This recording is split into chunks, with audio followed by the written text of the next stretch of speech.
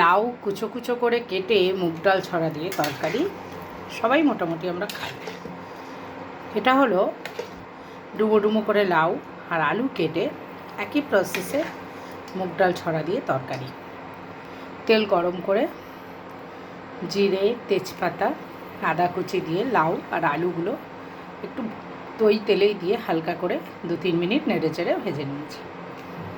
এরপর কাঁচা লঙ্কা দিয়ে একটু জল, নুন, হলুদ আর জিরের গুঁড়ো দিয়েছি। এই তরকারিটা একটু জিরের গুঁড়ো দিলে ভালো লাগে, কারণ আলু পড়ে তো। আর মুগ ডালটা আগেই তেল ছাড়া ভেজে তুলে রাখতে হবে।